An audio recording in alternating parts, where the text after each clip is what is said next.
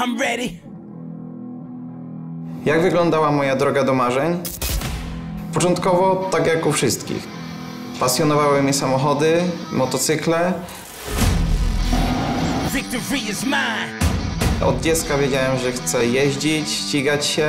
Kiedy byłem starszy, oczywiście wybierałem kierunki związane z motoryzacją, mechanikę i budowę maszyn. Kupiłem pierwszy samochód, zacząłem go przygotowywać do startu. Byłem młodym człowiekiem, który ma całe życie przed sobą. Miałem 20 lat.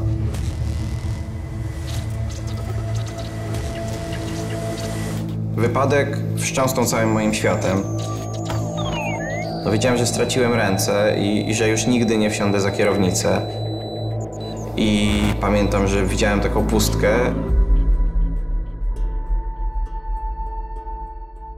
Nie mogłem sobie przygotować śniadania rano, nie mogłem sobie pościelić łóżka, nawet otworzyć drzwi. Nie wiedziałem, od czego zacząć, żeby postawić to swoje życie z powrotem na nogi. Pewnego dnia zobaczyłem kierowcę bez rąk, który prowadzi na filmie. Lewą nogę trzymał na kierownicy. Ta cała euforia do mnie wróciła. No i tak było. Kupiliśmy samochód z automatyczną skrzynią biegów. Wsiadłem, spróbowałem skręcić nogą kierownicą, dodałem gazu i zobaczyłem, że panuję w jakiś sposób nad tym samochodem. Długo nie wytrzymałem, bo jednak troszkę mi noga zaczęła cierpnąć i czułem, że wszystkie mięśnie i ścięgna są naciągnięte, ale każdego dnia kolejnego wracałem do tego samochodu i stawałem się coraz lepszym kierowcą. Zwróciłem się do Automobil Klubu, że chcę zrobić licencję jako kierowca bez rąk. Z ich strony było takie niedowierzanie.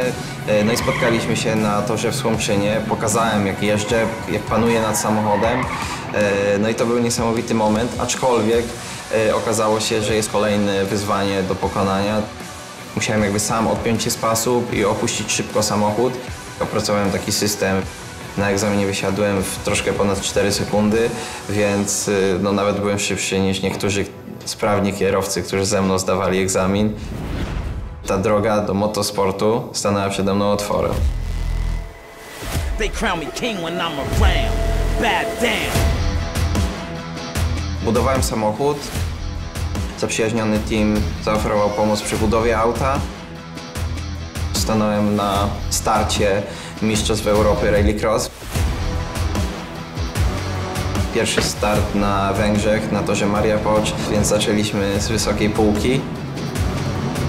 Później też spróbowałem swoich sił na wyścigowym Pucharze Polski w Poznaniu. Jedną z rund wygrałem. Dla mnie niesamowity moment. Wtedy też Krzysztof zaoferował stworzenie teamu driftingowego wraz z jego firmą, z Intercars. Współpraca z Intercars dała mi możliwość pojawienia się na eventach przed naprawdę dużą publicznością. Poznawałem pracowników firmy, klientów, wszyscy wspierali mnie.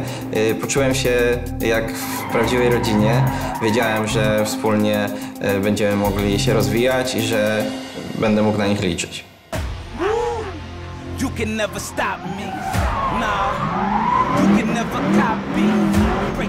Pamiętam moje pierwsze zwycięstwo i to od razu na międzynarodowej imprezie na torze Lausitz Ring, gdzie zdobyłem pierwsze miejsce. W 2019 roku zdobyłem tytuł wicemistrza Polski. To było kolejne spełnienie jakiegoś tam celu, że stałem się liczącym się zawodnikiem. Po latach startów w Nissanie Skyline przyszedł czas na zbudowanie już prawdziwej broni służącej do wygrywania. Wybraliśmy BMW 92 z potężnym silnikiem V8 doładowanym 2 turbosprężarkami. BMW generuje aż 1000 koni, a jego ksywa, którą wybraliśmy, czyli Furia, no to też mówi samo za siebie.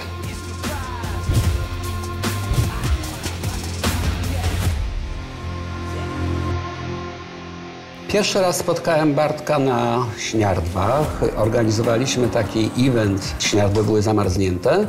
Ja się pytam, Bartek, a ktoś jest jeszcze z tobą? Ktoś przyjechał? No nie, no ja sam. A Bartek, i ty przyciągnąłeś to auto na lawecie? No tak. To Bartek, to ja ci pomogę to auto ściągnąć z lawety. A po co? Ja sobie ściągnę. Bartek zrobił parę kółek i Śniardwy były jego. A myśmy obserwowali i tak, no w zasadzie komentarze były tylko jedne, no. Pasja, upór, świetna koordynacja To, co na początku wyglądało na zupełne szaleństwo, pomyślałem sobie, a może to się uda. Starając się driftować, na początku w ogóle nie miałem hamulca ręcznego. Były rzeczy, które trzeba było rozwiązać. Potrzebni byli ludzie, którzy trochę znali się na budowie samochodów sportowych, którzy mogli mnie wesprzeć. Firma Intercar zawsze działała w oparciu o partnerstwo, relacje i zaufanie. I tutaj też udało się dokonać czegoś niemożliwego chyba, bo prawdą jest to, że Bartek jest mistrzem świata.